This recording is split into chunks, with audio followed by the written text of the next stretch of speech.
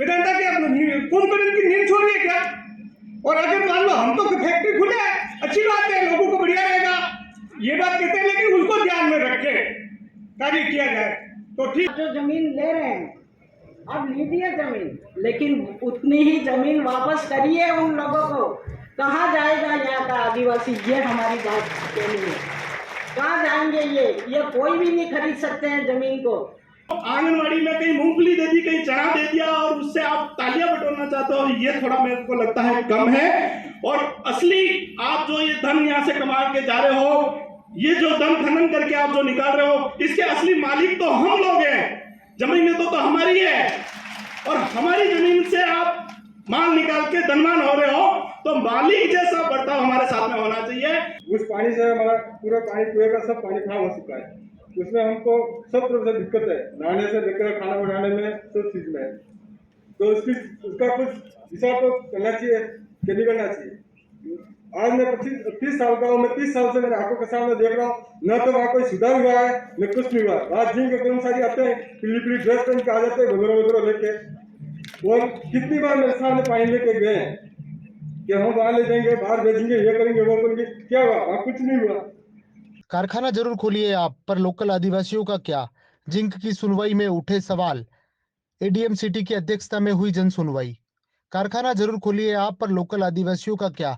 अपने और अपने बच्चों के भविष्य की चिंता को लेकर यह सवाल बुधवार को उदयपुर के जारमाइंस में हुई जन सुनवाई में उठा। दरअसल यह जन सुनवाई हिंदुस्तान जिंक लिमिटेड द्वारा खनन विस्तार के तहत ग्रामीणों की सहमति को लेकर प्रशासनिक अधिकारियों की मौजूदगी में आयोजित की गई थी। स्थानीय निवासियों ने पूर्व में विस्तार के दौरान किए गए शिक्षा, स्वास्थ्य, रोजगार आदि वादों का भी तकाजा किया और कहा कि उन वादों को भी हिंदुस्तान जिंक भूल गया है, अब नए विस्तार के लिए जमीन चाह रहा है। ऐसे में यहाँ रहने वाले आदिवासी समुदाय का भविष्य क्या होगा, यह किसी को नहीं पता। उदयपुर जिले के अंतर्गत दक्षिणी राजस्थान में स्थित जस्ता खनन करने वाली हिंदुस्तान जिंक द्वारा जावर माइंस में खनन गतिविधि विस्तार के तहत राजस्थान राज्य प्रदूषण नियंत्रण बोर्ड द्वारा पर्यावरणीय स्वीकृति के लिए लोक जन सुनवाई आयोजित की गई। बैठक की अध्यक्षता अतिरिक्त जिला कलेक्टर ओपी बुनकर एवं पर्यावरण विभाग के अधिकारी ने की। इसमें आसपास की दर्जन भर पंचायतों के जनप्रतिनिधि और कुछ क्षेत्रवासी मौजूद थे। जन सुनवाई के दौरान हिंदुस्तान जिंक लिमिटेड के सीएसआर फंड से रिलेटेड गतिविधि में सम्मिलित कई लाभान्वित व हिंदुस्तान जिंक लिमिटेड के कर्मचारी भी उपस्थित नजर आए।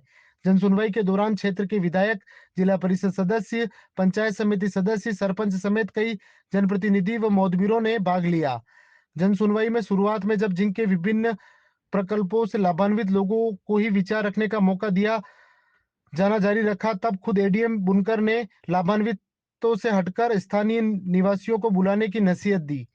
स्थानीय लोगों ने कहा कि माइनिंग की वजह से क्षेत्र में भूजल स्तर कम होता जा रहा है, कई ट्यूबवेल सूखने की कगार पर हैं। रात्रि के समय लगातार हो रही माइनिंग से कई लोग मानसिक बीमारियों से भी पीड़ित हैं। कई क्षेत्रों में मकानों में दरारें पड़ गई है।